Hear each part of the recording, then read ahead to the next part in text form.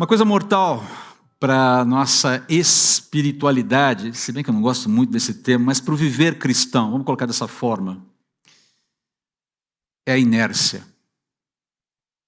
A inércia mata. Ela não deixa a gente estacionado, ela simplesmente nos faz regredir. Esse é o paradoxo da inércia na vida espiritual. Ela nos faz regredir. E a inércia, ela começa sobretudo na nossa mente, na forma como nós alimentamos a nossa mente, na forma como nós construímos os nossos pensamentos, na forma como nós lidamos com aquilo que estamos recebendo da própria realidade. Entenda o seguinte, você é uma esponja, eu sou uma esponja. Você não é o Bob Esponja, é isso que eu quero deixar bem claro aqui.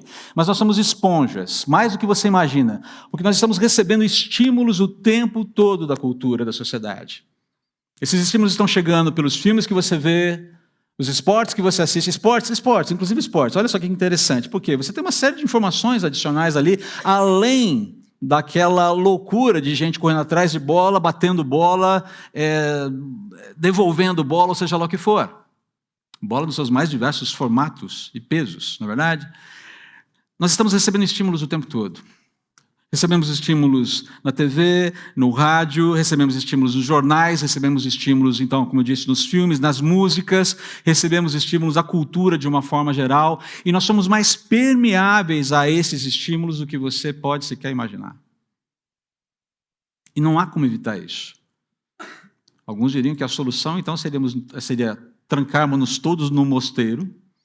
Temos cada um a nossa cela pessoal, uma Bíblia, uma cama e nada mais. E aí a vida espiritual aconteceria sem nenhum problema, não é verdade?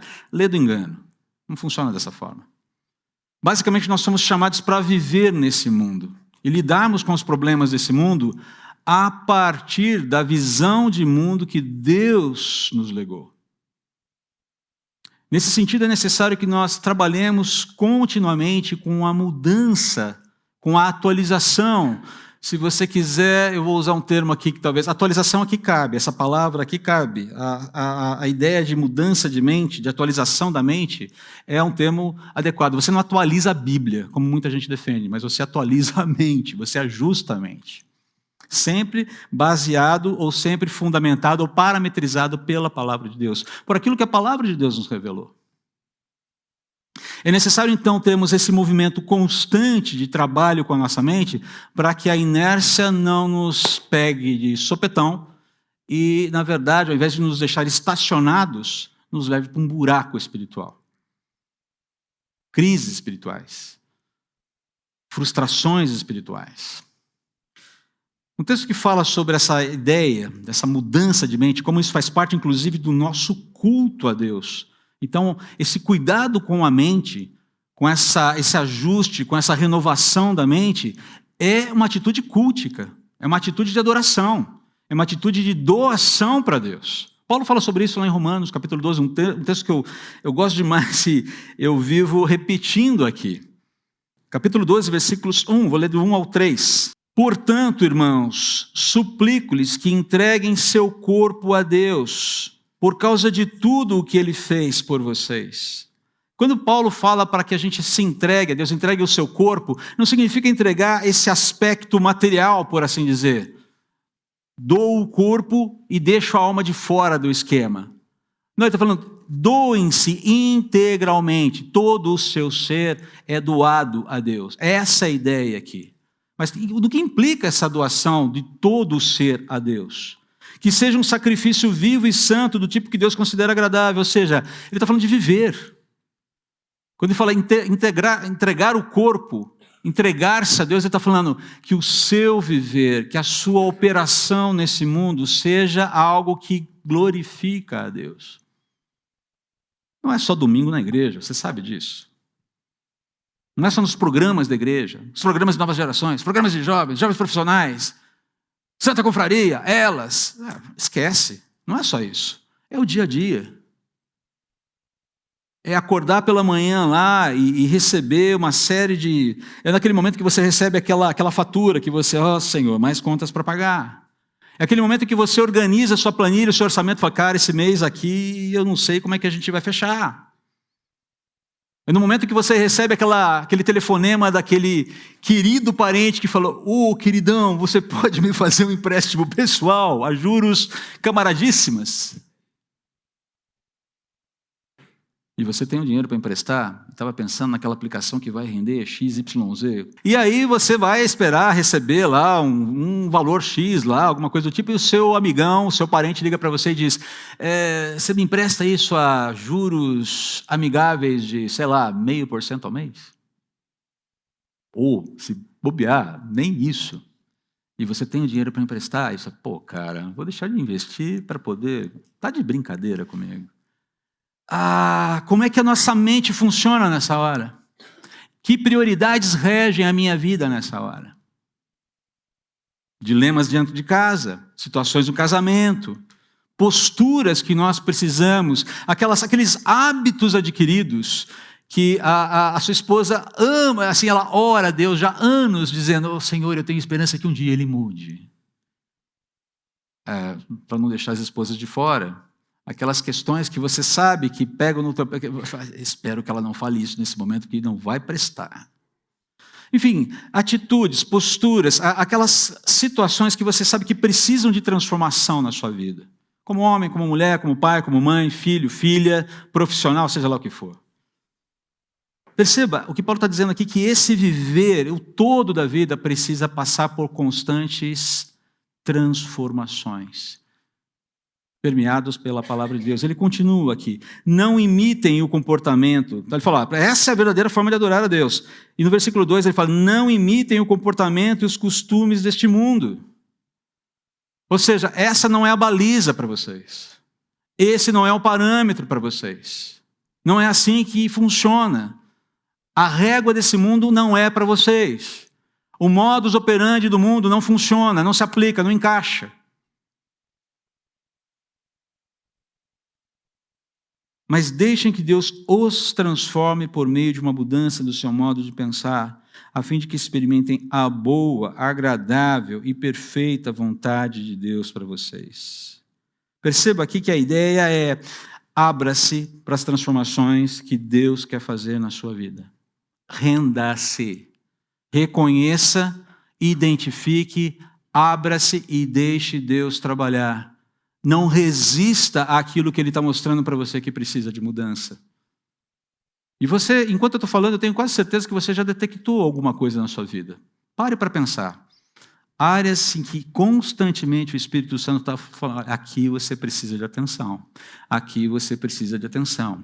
Aqui você precisa de atenção. Eu vou falar de uma área na qual eu preciso de atenção. Vou falar para vocês a minha luta. A minha luta é que a minha indignação com tudo que eu tenho visto nesse mundo, especialmente nesse país, não gere em mim uma frustração com Deus. Eu estou lutando com isso hoje. Senhor, o Senhor não está vendo? O Senhor não está percebendo? Porque o meu olhar, a minha capacidade de compreensão é limitada e às vezes eu fico assustado. Puxa, Senhor, até quando? Já falei sobre isso recentemente. É uma luta pessoal. E eu preciso de imprimir ou abrir o meu coração, abrir como foco, como atitude de culto, atitude de adoração. Senhor, olha, eu estou nesse momento com essa dificuldade. Me ajuda, por favor. Porque senão eu sei que a minha crise pode aumentar. A minha crise, quando eu falei a crise aumentar, é a crise aumentar mesmo. Porque em alguns momentos você se sente em crise. E eu preciso lembrar que a resposta de Deus para tudo o que eu anseio não vem no tempo que eu quero, do jeito que eu quero, na medida que eu quero. Lembrando lá da resposta que Deus deu para Jó, ali no final do livro de Jó. Eu preciso, então, que a minha mente, imprimir na minha mente, abrir o meu ser para que o Espírito Santo venha dialogar comigo, trazendo à tona as águas profundas do coração, como diz Provérbios. Para que eu me discirna, para que eu me discirna diante de Deus e fale: ok, Senhor, aqui é necessário que o Senhor faça uma transformação na minha vida. Eu preciso que o Senhor me mostre como vencer essa dificuldade. Aqui eu preciso de ajuda, porque meu coração não está operando corretamente aqui. E não presuma que o nosso coração opera corretamente 100% do tempo. porque ele não opera. Ele não opera. Nós somos sapequinhas. Mais sapequinhas do que a gente gosta de imaginar. Isso não quer dizer que você seja uma pessoa má. Isso significa que a gente, todos nós, somos finitos e lidamos ainda com aspectos da nossa vida que precisam de tratamento da parte de Deus. A gente só vai ser perfeito na eternidade. Então, até lá, a gente tem que lidar com as nossas dificuldades. E é interessante que no versículo 3, Paulo fala o seguinte: com base na graça que recebi, dou a cada um de vocês a seguinte advertência: não se considerem melhores do que realmente são. Isso, para mim, é uma paulada na moleira, como se dizia lá no interior. Porque muitas vezes, no meu questionamento, na minha indignação, na minha forma de apresentar a minha própria indignação para Deus, eu vejo em mim eu me apresento diante de Deus fazendo questionamento, e ali eu percebo nas entrelinhas: poxa, André, você está se colocando como alguém que está superior, que é superior nessa questão, que se apresenta como alguém moralmente acima de todas as pessoas envolvidas, como se você tivesse o direito de supor que o outro merece isso ou merece aquilo, e a solução devesse ser A, B ou C. Muitas vezes a minha indignação revela o tamanho do meu orgulho. Quando ela não é corretamente direcionada para Deus: Senhor, eu não entendo, eu estou aflito com isso aqui, me ajuda. Mas quando eu espero, quando eu falo, isso aqui está errado, será que essa pessoa... Essa indignação que vocaliza, que personifica a afronta e diz: esse miserável. Isso não é expressado em redes sociais, isso não é expressado em palavras aqui e ali, mas isso é acolhido e fomentado no coração. E aí você precisa fazer uma limpeza na horta, porque as ervas daninhas estão ali brotando o tempo todo. Deu para entender o exemplo? Deu para entender como a mecânica funciona aqui? Paulo fala então de mudança de mente. Ele fala: é necessário que nós continuamente trabalhemos a mudança da nossa mente, tendo como parâmetro aquilo que Deus nos ensinou, aquilo que a palavra nos revela, os parâmetros da palavra. E pode ficar meio vago aqui, talvez fique um pouco vago nesse texto, mas há um outro texto que nos ajuda a entender melhor um pouquinho essa dinâmica de mudança de mente. Está lá em Efésios, capítulo 4, a partir do versículo 17. Assim eu lhes digo com a autoridade do Senhor: não vivam mais como os gentios. Quem são os gentios aqui? São as pessoas descrentes, as pessoas não salvas, as pessoas que não são tementes a Deus. As pessoas, não quer dizer que sejam pessoas más, mas elas estão debaixo de uma outra métrica de vida. E a métrica de vida delas não é a métrica do reino de Deus. Essa é a questão aqui, tá bom? Levados por pensamentos vazios e inúteis. Se você quer entender como a mente dessa turma pensa, é só ler Eclesiastes. Como é que começa Eclesiastes? Vaidade das vaidades. Assim diz o pregador: tudo é vaidade, correr atrás do vento. E ele está falando sobre isso, e ele dá esse diagnóstico, depois de ter experimentado de todas as formas possíveis e imagináveis na sua época, esse viver intenso, prazeroso, cheio de poder, cheio de prata, desconectado de Deus. Salomão, em algum momento, perdeu o prumo. E qual é o diagnóstico que ele faz dessa vida desconectada de Deus, a despeito de tudo que ela faz, de tudo que ela executa, de tudo que ela realiza? Qual é o diagnóstico dele? Qual é a conclusão dele lá no capítulo 12, versículo 13 de Eclesiastes? Depois de tudo que eu falei aqui, a conclusão é: tema a Deus, porque disso depende a sua vida. Mas ele faz todo um tratado, ele dá toda a sua experiência, e fala: tema a Deus, porque disso depende a sua vida. Ou seja, se a sua vida é vivida com essa intensidade toda, sem nenhuma conexão com o único e verdadeiro Deus, que se revela na pessoa de Jesus, cara, você tem um problemão.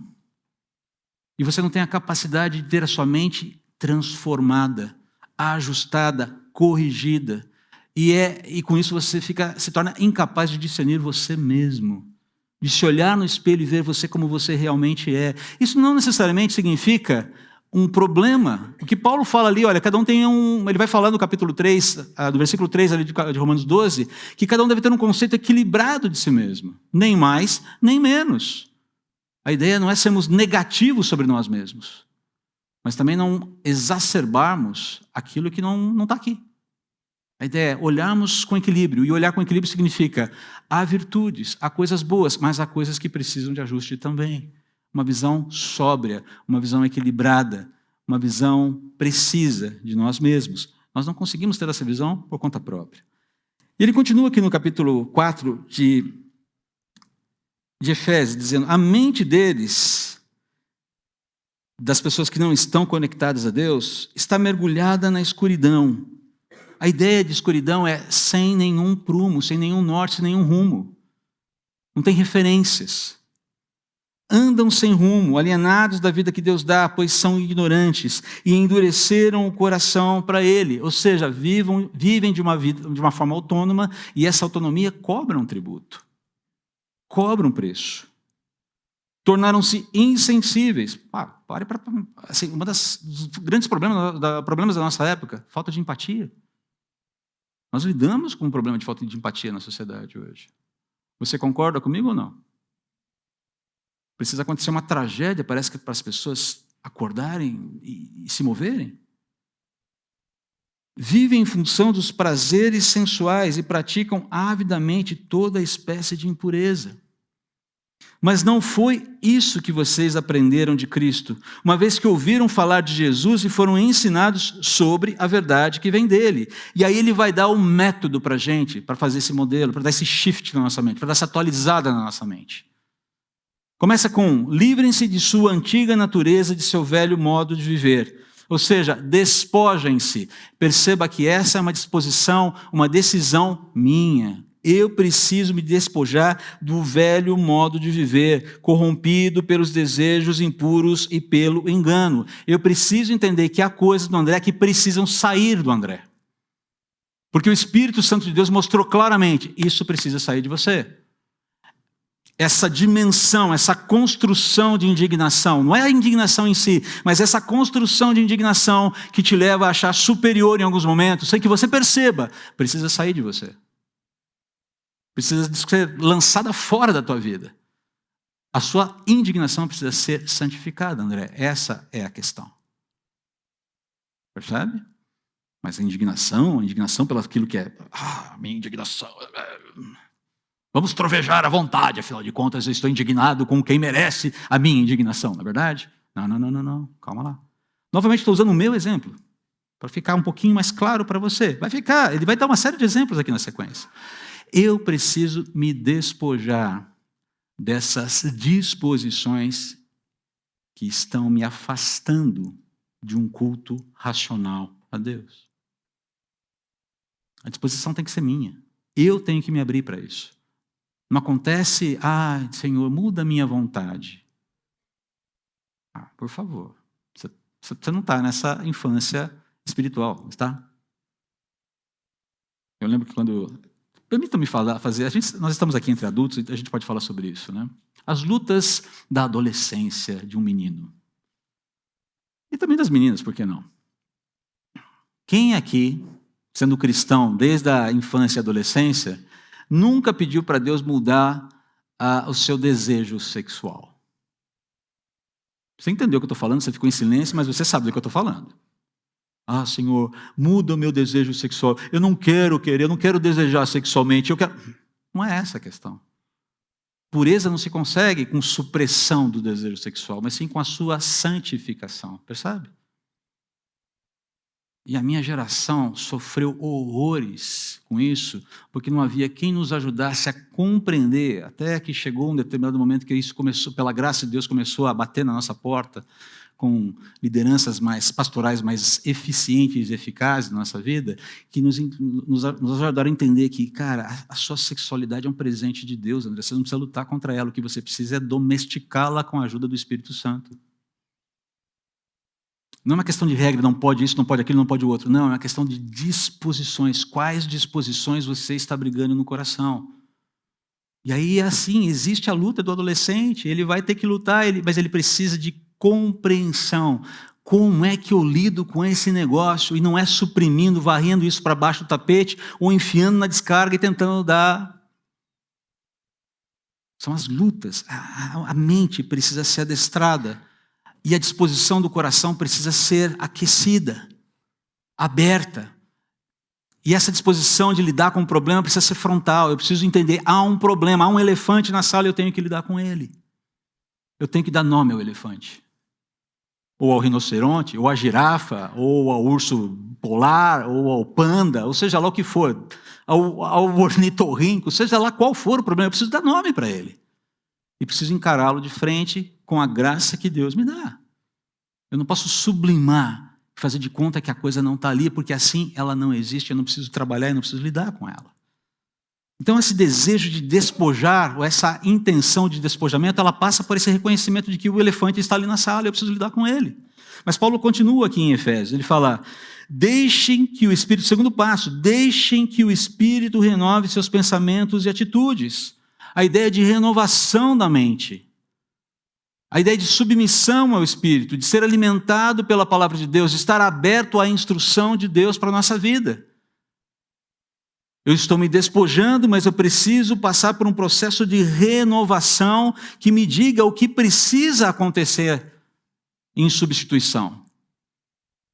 Despojar em primeiro lugar, renovar em segundo lugar, ou basicamente concomitantemente. E aí vem o terceiro ponto, o terceiro passo, e revistam-se de sua natureza, da sua nova natureza, criada para ser verdadeiramente justa e santa como Deus. Perceba que todos os verbos, todas as ordens aqui, são imperativos reflexivos. Você tem que fazer ação em você mesmo. Despojar-se, renovar, revestir. Como eu preciso substituir, o que eu preciso colocar no lugar. E eu assumo essa atividade. Mas perceba, nós estamos completamente envolvidos nisso. Aí Paulo vai dar uma lista de exemplos para a gente, para ficar mais fácil de entender. Eu dei o meu. Deixa eu compartilhar aqui. Vamos compartilhar agora o que ele está falando a partir do versículo 25. Portanto, abandonem a mentira e digam a verdade ao seu próximo, pois somos todos parte do mesmo corpo. Aqui ele está falando, olha, podemos entender, bom, então eu posso mentir para quem não é crente? Ele está falando que a gente tem que falar a verdade para o próximo, porque a gente é parte do mesmo corpo. Queridos, comece em casa, mas se estende por toda a realidade. Qualquer tipo de mentira. Desde a mentirinha branca, aquela mentirinha inofensiva, até aquelas mentiras cabeludas. Não precisa reagir. Mas eu vou fazer uma pergunta simples. Já mentiu alguma vez na vida? Não minta mais. Abandone a mentira. A mentira é um recurso extremamente covarde, porque ela de alguma forma te alivia a barra de imediato, mas ela semeia problemas a médio e longo prazo que talvez que você acha que vai controlar, mas não controla. Não é só uma questão de custo-benefício, é porque falar a verdade é a melhor forma de nos relacionarmos com o Deus que é a própria verdade. Não minta. Fale a verdade. Ah, mas e o custo disso? Assuma o custo. Assuma o ônus. É a melhor forma. É o caminho mais sábio, ainda que dê trabalho. E ele continua aqui, olha. E não pequem ao permitir que a ira os controle. Ou seja, ele não está falando para que a gente não se ire, mas não deixa a ira colocar a coleira em você. Acalmem a ira antes que o sol se ponha, pois ela cria oportunidades para o diabo. Que tipo de oportunidades? Ressentimento, amargura e, em casos mais graves, vingança. Tudo começa com ira não tratada. Você pode até ter razão no seu movimento de ira, mas coloca esse negócio no lugar diante de Deus e fala assim, me ajuda aqui a organizar os meus pensamentos e os meus sentimentos em relação a essa situação. A palavra de Deus nos diz que nós devemos nos irar, mas não devemos pecar. É inevitável, muitas vezes, nos irarmos com determinadas situações. A questão é o que fazemos com essa coisa chamada ira. E ele vai continuar aqui. Quem é ladrão, pare de roubar. Simples. Não, André, não é tão simples assim. Entendeu? Eu não sou ladrão pé de chinelo. Eu estou envolvido em esquemas de corrupção. Pare de roubar e lute com isso. Falando com o Valmir, ele trabalha com ética dentro dos negócios. Valmir Tambellini. E a gente vai conversar e falei isso, falei, André, se tem um assunto que não dá ibope hoje no mundo dos negócios é ética. Eu diria para vocês que, eu já falei para ele, Valmir, vamos fazer uma palestra para a turma da igreja, conversar sobre assunto. Eu falei, cara, ninguém se interessa por isso. Eu falei, não é possível que dentro da igreja não haja interesse por um assunto tão relevante e tão necessário justamente nessa época que a gente está vivendo. Paulo não está falando aqui para ladrõezinhos, pés de chinelo, ele está falando para qualquer tipo de roubo.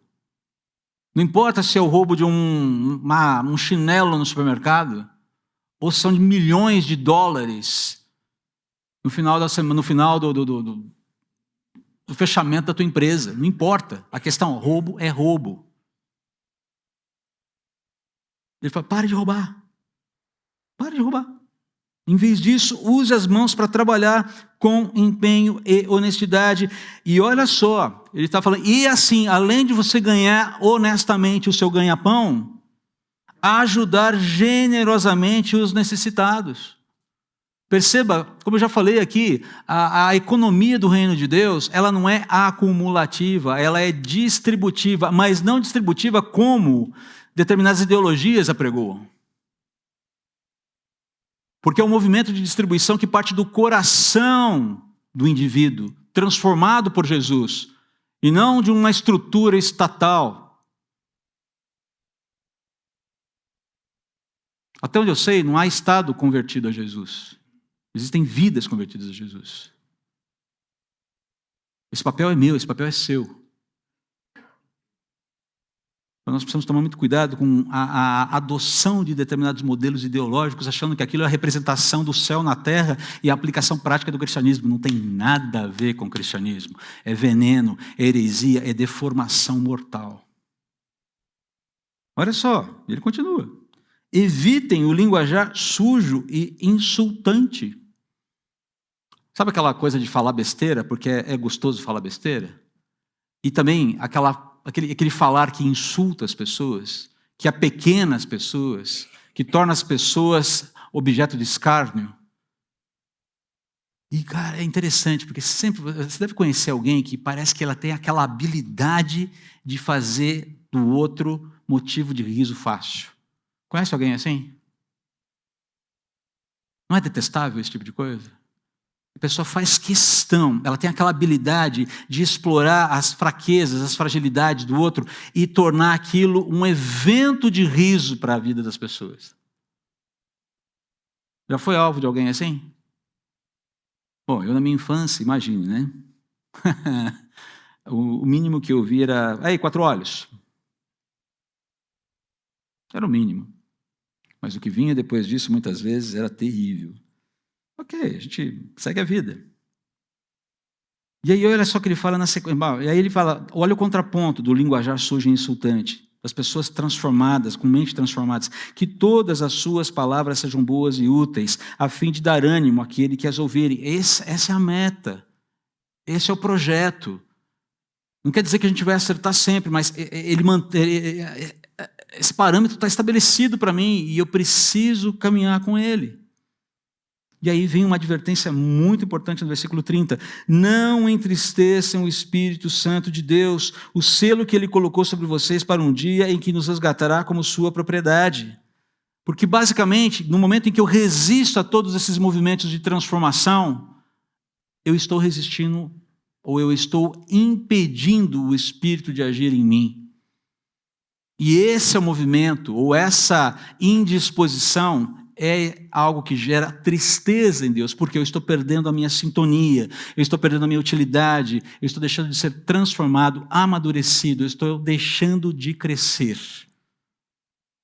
Basicamente, eu estou resistindo à formação do caráter de Jesus na minha vida. E não é isso que Deus quer. E aí no versículo 31 ele fala mais uma vez, olha só o imperativo, reflexivo. Livrem-se de toda amargura, livrem-se de toda a raiva, livrem-se de toda a ira, livrem-se de todas as palavras ásperas, livrem-se de toda a calúnia e de todo tipo de maldade. Ao invés disso, sejam bondosos e tenham compaixão uns dos outros, perdoando-se como Deus os perdoou em Cristo.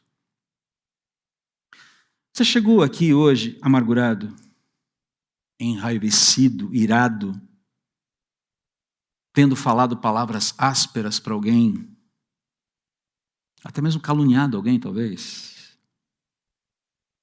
alguma outra maldade, você precisa dar um shift. Você tem que se livrar disso hoje, aqui, agora. E não é porque eu estou falando que você tem que fazer isso. Francamente, você não precisa me ouvir. Mas porque a palavra de Deus diz que você precisa se livrar disso para o seu bem, para a sua saúde espiritual, para o seu crescimento, para a sua utilidade para o reino, para que você seja um marido melhor, para que você seja uma esposa melhor. Não no sentido de ser melhorzinho, de ganhar estrelinhas com Deus, mas para operar melhor, trabalhar melhor, cumprir melhor a função que Deus tem para você nesse mundo. Você tem uma função, você tem uma missão. E para cumprir bem essa missão, para estar sintonizado, você precisa dessa transformação. Livre-se disso que está emperrando a sua vida. Coloque no trono da graça e diz: Senhor, eu não sei o que fazer com isso aqui, esse negócio está me consumindo por dentro. Uma situação com a qual eu não sei trabalhar. Está me apagando a minha fé. Está me deixando cada vez mais encolhido em mim mesmo. Me ajuda, por favor. Isso aqui está acontecendo, é assim. E dá nome ao elefante e diz: eu quero jogar esse negócio, eu preciso lidar com esse elefante. Eu preciso mandar ele para fora daqui. Eu preciso eliminar esse elefante, não o elefante real. Ninguém está defendendo aqui a extinção dos elefantes, por favor. Eu acho que deu para entender, não é verdade? Mas se livrar desse bicho estranho que está aí dentro. E precisa sair da sala, de estar onde Deus tem que estar presente. E o teu coração tem que estar limpo. O meu coração precisa estar limpo. Despojar, renovar, revestir. O que tem que sair?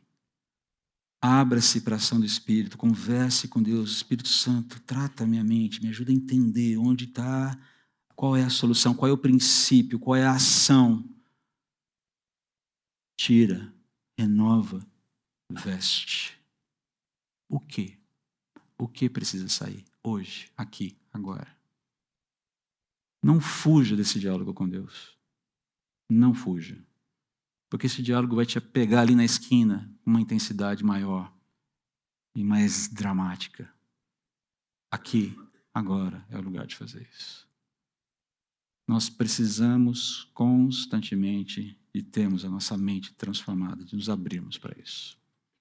Baixe sua cabeça.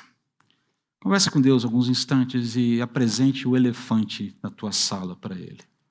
Eu não sei o que é. Talvez seja uma dessas coisas citadas na lista de Paulo. E decida-se honestamente, sinceramente, genuinamente, despojar-se, renovar, ser renovado pelo Espírito Santo e revestir-se desse novo homem que Deus quer produzir e criar em você.